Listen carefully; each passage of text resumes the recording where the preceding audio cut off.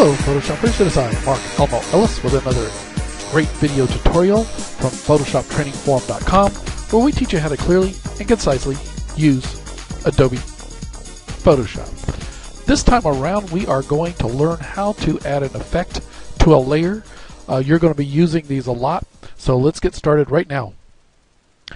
The first thing I want you to notice is I have a background layer and I have layer 1. And what we're going to do is on layer 1, we're going to click on that.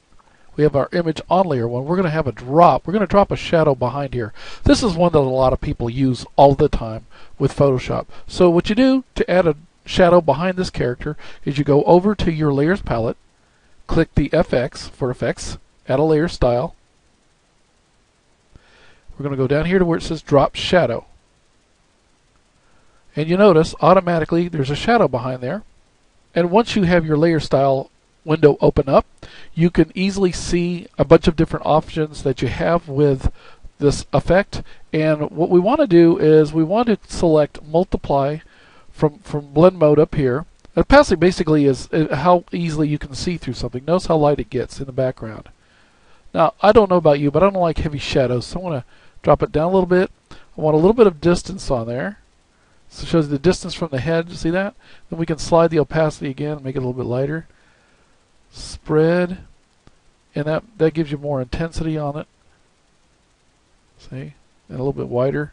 And then size, that's the one that kind of diffuses everything. See that? Size. So right about here is where I like it. And once you're done with all of that, you just click OK.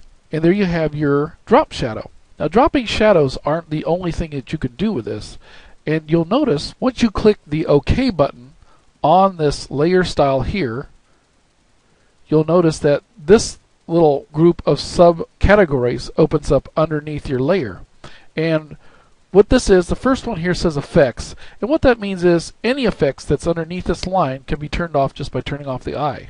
See that, how the shadow went away?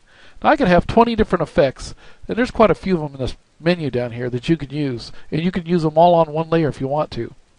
Okay, so you can turn them on and off like that. But if you just want one of them done, and let's say you had drop shadow, bevel, and emboss, and a bunch of them, and you wanted to see what it looked like without the drop shadow, all you'd have to do is click that on and off. That is really cool. That's about just how easy it gets with dropping shadows. This is a really effective layer style which will add depth to your image, and it's just that easy. One other thing to think about, if you want to go back in and change any of this at any time, just double click on it and the window will pop back up again. That's just a real easy way of making some of the coolest things you've ever done on Adobe Photoshop.